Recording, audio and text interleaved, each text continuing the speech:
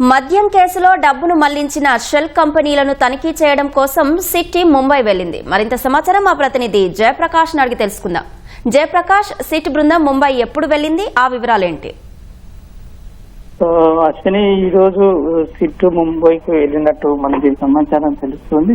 ఇందులో ప్రధానంగా చూసుకున్నట్లయితే ఇటీవల పోలీసులు అదుపులోకి తీసుకున్న నిందితుడు పురుషోత్తం వరుణ్ ని విచారిస్తున్న సందర్భంలో చాలా విషయాలు బయటపడుతున్నాయి. ఒక్కొక్కటిగా బయటపడుతున్న విషయాలన్నింటినీ పోలీసులు లోతుగా పరిశీలించి ఆ ప్రాంతాలకు వెళ్లి వాటి గురించి ఆరా తీస్తూ ఉన్నారు.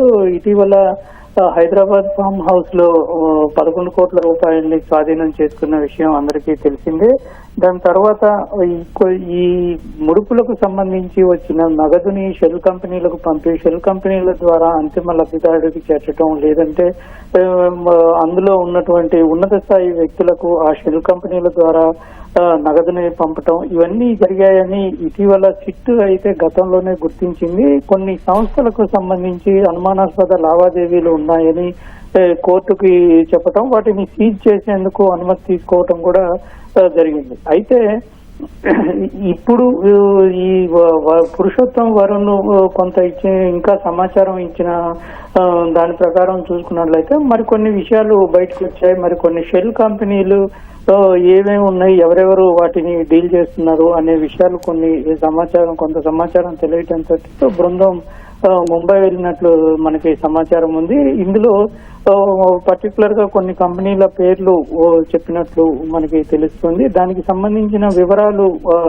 లావాదేవీలు ఎక్కడెక్కడ జరిగాయి, ఎప్పుడు వాటిని ప్రారంభించారు అనే విషయాలన్నింటినీ తెలుసుకునేందుకు ఆ బృందం ముంబై వెళ్ళినట్టు మనకి తెలుస్తుంది. ఆ నివేదిక వచ్చిన తర్వాత డీజీపీ తోటి ఈ సిట్ టీము వీళ్ళంతా చర్చించి ఒక నివేదికను ప్రభుత్వానికి కూడా ఇస్తారు. దానికి సంబంధించి ఎటువంటి నిర్ణయాలు తీసుకోవాలి అంటే వాళ్ళని కూడా నిందితులుగా చేర్చటమా లేదా ఏ విధంగా వ్యవహరించాలనే దాని మీద నిర్ణయం తీసుకుంటారు. ప్రస్తుతం అయితే ఇంకా పురుషోత్తం వరుణ్ ని ఇంకా విచారిస్తూ ఉన్నారు. అంటే అతని నుంచి ఇంకా సమాచారం సేకరిస్తూ ఉన్నారు.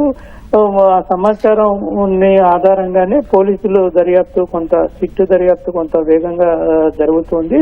అదనంగా మరికొంతమంది నిందితుల్ని ఇందులో చేర్చే అవకాశం ఉంది. అందులో కీలక వ్యక్తులు పేర్లు కూడా వచ్చే అవకాశాలు అయితే కనబడుతున్నాయి. అశ్విని, ధన్యవాదాలు జయప్రకాష్.